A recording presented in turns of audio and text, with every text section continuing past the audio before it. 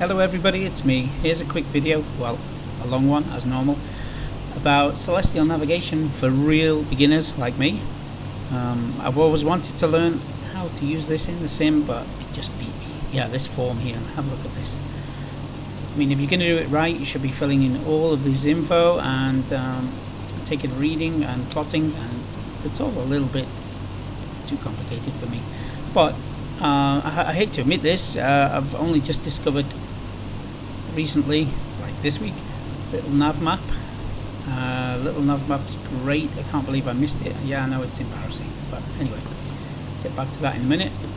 So you download this celestial navigation app from flightsim.to, and then you'll get this folder here,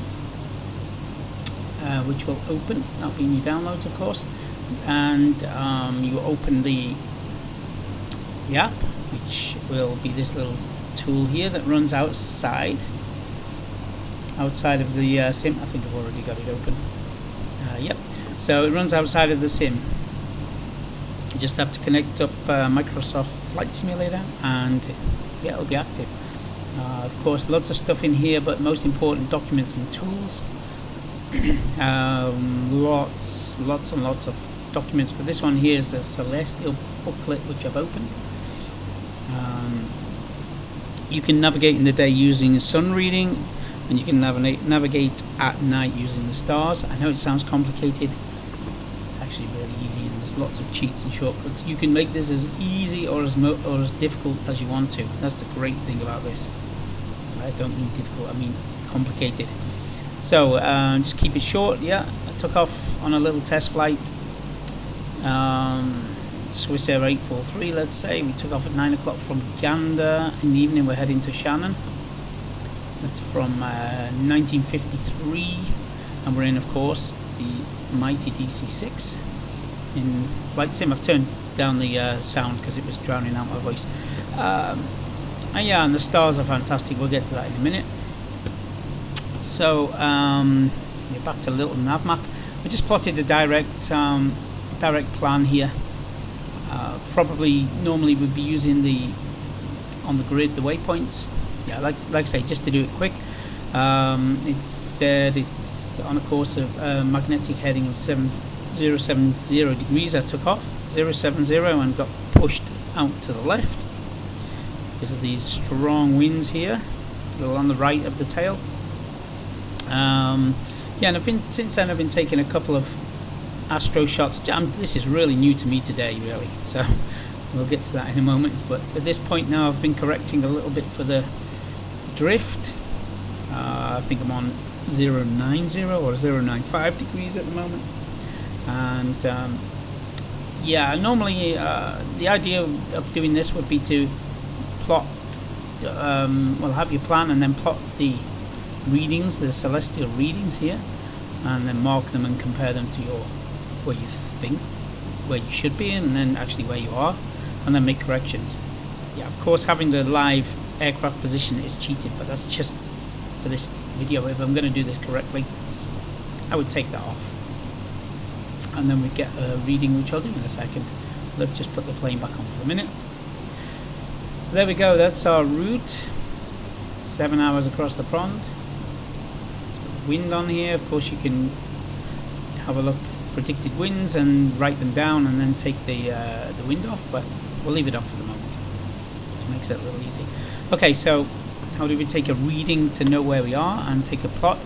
I guess you can have a plan where you're gonna take a reading every half an hour or every hour. For me, I'm just practicing. That's why there's a few random dots here, but I'll take another reading now for the video. So like I say, we have this little app open. Now it tells you here which celestial body do you want to read. So many stars. You can read the sun, moon, Venus, Mars. So of course, just doesn't help if you have some knowledge of the stars. And there's these great charts here, and actually you don't need.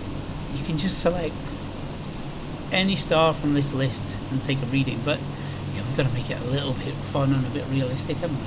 So of course everybody kind of knows the Ursa Major, I guess, in the Northern Hemisphere. Just been chatting with a friend about it, and Americans call it Big Dipper, Little Dipper, and of course in England we used to call it the Plough, I don't know why, or the Pan. Anyway, Big Bear, Ursa Major, and let's take, I've been taking this star here, Alkaid, that one, which is up here on the list, Alkaid. And you would take a shot, but just so you see how good the stars are in Flight Simulator. Of course, everybody knows the Orion, the belt of Orion. Our first few readings were of Betelgeuse, the yellow star here.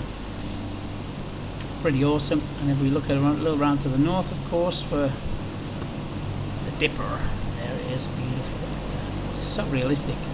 You can see the handle, and then as we call it, the pan there. Fantastic. And I was using this star here, Al-Qaeda, I think we called it. Let's put that Betelgeuse again. I just love that name. I remember the new movie as a kid. So where are we? Around here, there's Orion, clear as anything. We'll take Betelgeuse up here, top left. Let's just go to the chart so we're having a look at what we're looking at. Whereas I think it's on the one below this. Anyway, don't want to waste time looking through. Oh, here we go. There's Orion. There's the belt, top left. Betelgeuse. I think we used to call it. So let's get back to the app. Let's have a look for Betelgeuse. There he is. Take a shot. You'll hear it. The sextant grinding away. It takes actually a while, probably a minute or so. And then this time we can get into the cockpit. Just check everything's okay. Yeah, I've been on the internet researching stuff, so God knows. Yeah, 150. Time for a step climb soon. Let's have a look how the fuel's doing. Oh yeah, I didn't switch tanks when I got to cruise, so we can do that now quickly while we're waiting. I should put the pumps on, I believe. So let's just go into alternates. Do that while we're waiting for the shot. And we're gonna. I know there should be a procedure. You should do a couple of them at a time, but I'm just gonna save time here. Fuel flow's good. Yeah, happy with that. I can turn these pumps off. Good. Looking good. I just like the wing illumination light on at night. It's great. So we should be just about done with the reading in a second. When it's finished, it'll come up with a value here that you would enter on that form that I showed you very quick at the beginning. But yeah, I'm going to do this step by step, just learn it step by step, add to it as we go. So let's get to the map, and the way we use this here, we go to user points. So we'll just wait, it sounds like it's finishing. Anyway, in a moment we'll go to user points, import a CSV file, and that'll bring up the folder which will be included in the download, and then you click on this Excel document, actual route, and it will plot on the plan, on the map. Fantastic. There we go. Finishing up. Cap on. So there's our reading, 15 degrees 35 minutes or whatever. Go to user points. You can tell I'm not a real pilot, hey? Go to actual route, click on it, and it will import on the plan that last reading. And again, yeah, like I say, it looks like a little cheating. Yeah, now then we make corrections, but it's actually just like, I guess in real life, like it used to be. They'd have the actual paper chart with their line, their track on, then they'd take the readings from this value and all the info they've put on the form, go to the chart, and then it would give the actual position. And of course then you need Zulu time, date and all of that. But there's YouTube videos that explain all that complex form. Anyway, but there you go. We've got our point, and I guess if we take now off our plane, now we know we are here and we should be here, so we can see that's probably. Let's just just go back on that. It's probably not far off. We're I guess how far are we?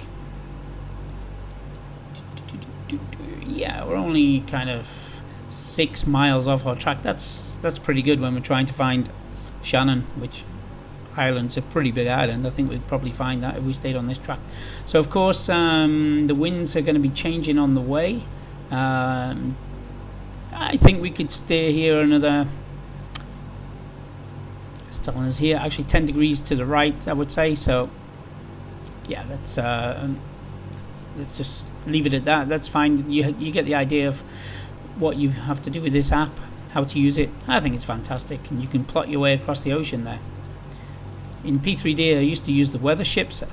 I actually would kind of prefer them because there's a lot more work involved and you have to have much more situational awareness. Here you're just checking numbers against a chart, but I find it great. So there you go, you can get the DC-6 across the ocean now in Microsoft Flight Simulator with the use of a little nav map. Fantastic. So now I need to learn this all these symbols and how to use this, but great. It's a great thing with flight simming. You never gets old. You never know it all. And yeah, fantastic. So here we go. Time for a step climb, and thanks for watching. I hope it helps. That's for real beginners. Don't forget, it's only my second day of learning this, so or using this. So be patient with all my inaccuracies. And thanks. Take care.